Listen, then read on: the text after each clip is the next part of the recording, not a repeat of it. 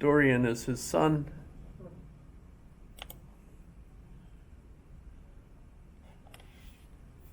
So that's kind of a very intriguing book.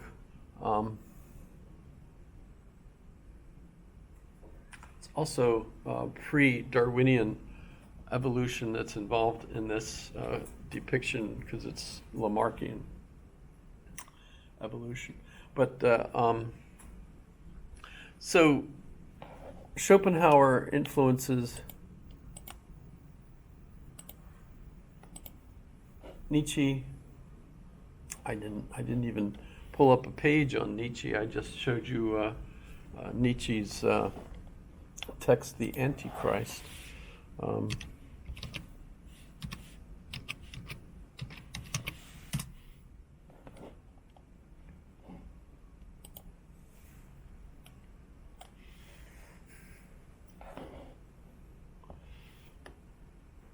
you seen Dune?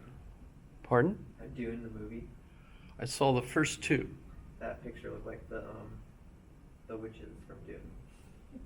Like with the hood. What picture did I? I'm not sure. Like a lady. I think the top one. Right there, yeah. I don't know. Popped up, no, it's not. Oh, maybe Elizabeth Warner. Oh, that's his sister. Elizabeth? Well. At the bottom. Yeah, that. Ah, okay. It's his sister. She's famous because she gave Nietzsche's cane to Hitler. Why would you do that? She was a pro-Hitler Nazi. In fact, she rewrote some of her brother's work to make it look like he supported the Nazis. And I mean, the Schutzstaffel, the SS troops that guarded Hitler and were his, prized force in his army, were required to carry Nietzsche's work, Thus Spake Zarathustra, in their pocket, where a lot of soldiers carry a New Testament. Thus Spake Zarathustra is the little book that Nietzsche famously wrote up on a hill in the Alps, on a little hotel, and he's using Zarathustra, which is the German for Zoroaster, who's the prophet in Persia, that gives you Zoroastrianism, right? But Zoroaster comes down from the hill and he tells everyone, God is dead. Yes? And everybody looks at him like, what? And he says, I've come too soon. They're not ready for the message. Of course, the question is, what does Nietzsche mean when he says God is dead? He's not saying that there was a God that existed that was the creator of everything and God has died. He's actually playing on the Christian motif that Jesus is God and God has died on the cross for us. And so, as the Lutherans would say, God is dead and we have killed him. It's our sins that have killed God. But what Nietzsche, I think, is actually arguing is that the concept of God is dead. We no longer need it because those meta-narratives that God is a part of is no longer believable. No one believes those old stories anymore. We now have to create our own stories. And the individual who, in the book, is the Übermensch, is the individual who's now at the point academically, from having learned philosophy, as Nietzsche is teaching it, right, that all these stories that you believed as a kid growing up, or a lot of people believe all their lives, are the truth. the meta-narratives that explain why we're here. There's a beginning, a middle, and an end, and our place in it is somehow to get to heaven, or whatever. Those stories, those traditional stories, were man-made, man created and used in order to control people. The priesthood class had these stories in order to make people behave.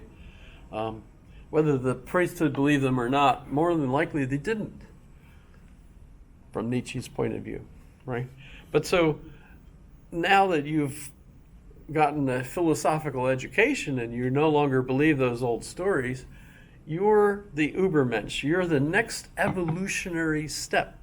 So you see the Darwinian idea here is that mankind has evolved, we're Homo sapiens sapiens, but now the Übermensch is the next evolutionary step, where you have the individual who's not only man in the same sense as everyone else, but in their minds they understand what structures society, and they are now aloof, no longer controlled by that. And so what gives them their sense of good is the power that they can have over others. But that power is the information of... It comes from not a biological change, but instead an educational change, where you have become an individual in a class that is above the controlled population. You're no longer a sheep. So why doesn't he say that that knowledge is good? Why does he say power is good? Well, the knowledge enables you to have the sense that to have power over others is what gives you a sense of being the creator, because you're creating things. Perfect example of a Nietzschean in this sense is Madonna. I read many years ago an interview where she said she's a Nietzschean, and she believes that you create who you are, you create an image, and you go out and you present yourself to people, and of course they just love you, they fall in love with you, they give you all sorts of money, and they keep coming to your shows and so on. But there's an interesting dilemma in that, because part of what gives you this power over other people to create yourself is that you're free from the social control that group of people will have over you. So the problem for a person who believes this is that if they create who they are, say they're the material girl, Madonna, right? The material girl. And people expect her to be the material girl, but if she does what they expect, now instead of being the one that has power over others, they have power over her, and she's constrained to behave a certain way. So what the individual who's a Nietzschean has to do is keep reinventing themselves and creating a new image that will have power over others. So you have to keep creating. You can't stop, because once you stop, you lose your quality as an Übermensch. It's kind of a hellacious experience, I suppose. But Madonna, in her interview years ago, expressed that that's why she keeps reinventing herself. So she keeps having a new her, new songs, new way of presenting herself, and so on, to try to follow Nietzsche's theory. Nietzsche himself really wasn't that powerful. He was ill. He didn't live very long, 55 years roughly. And for about 11 years of that, he was basically being taken care of by his sister, because he was mentally unable to. Complete loss. of his mental faculties, right?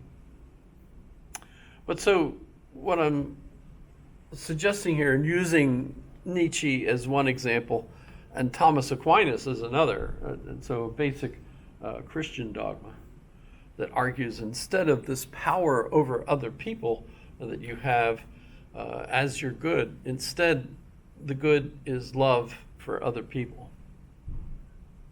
And whether it's a love, that you enjoy the love of others or the love you give to others, they both actually work together in that Christian format that Aquinas gives. But so here I'm presenting two opposite meta-narratives, and from the meta-narrative comes your value.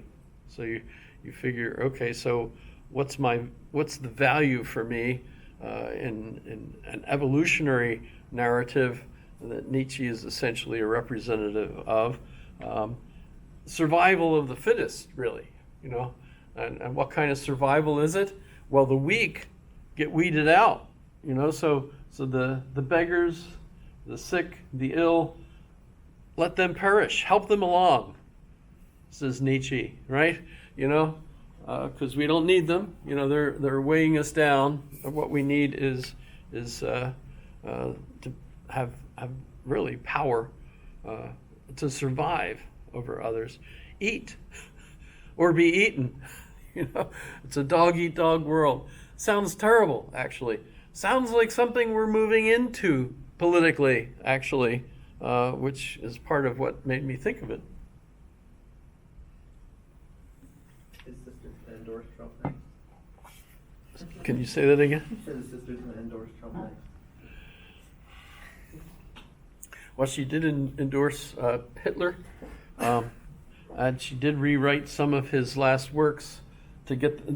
They hadn't been published yet, and so they needed editing in order to get published. So she redid them in a way that seemed clear to support Hitler and the Nazi regime.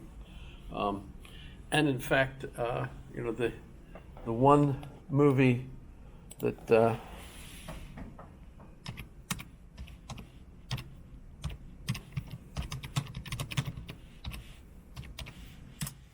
don't know if you've seen or heard any of this. I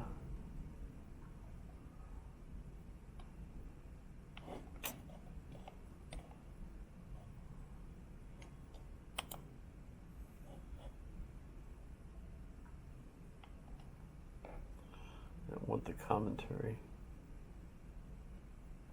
I'll just use the trailer. How about that?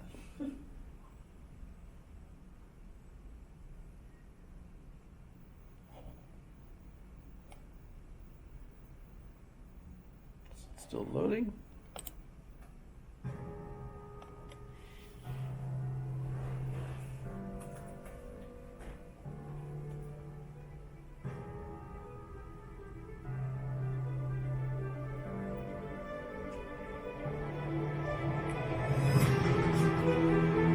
So this is Sie wollten eine wahrhaftige Weltauswanderei. Zweitens, Sie wollten Herr vollkommen tun, die einzige Macht, alleinige Macht Deutschlands.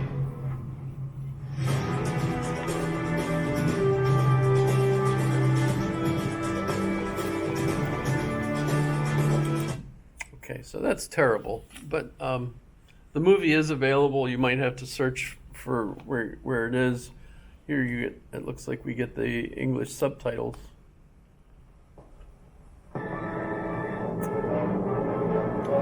This is a cult film today, by the way, and you're probably in trouble if you watch it. Just so you know, because it's fascist. This is Triumph of the Will, right? So what will are we talking about here? So Hitler's will, I suppose. The Nietzsche will. But there's the yes, there you see it. Yes, And it's that's fate is like retribution. Is that what the will means? well, Revenge. what it shows is that Hitler never understood Schopenhauer, because what actually does play out is that Hitler ends up being destroyed in the end. So that's actually Schopenhauer. You know, the same as the gods. The gods are destroyed. In fact, Siegfried is one of Hitler's heroes, and of course Hitler wants to be cremated the same way Siegfried was, so a funeral pyre, etc. At the end of the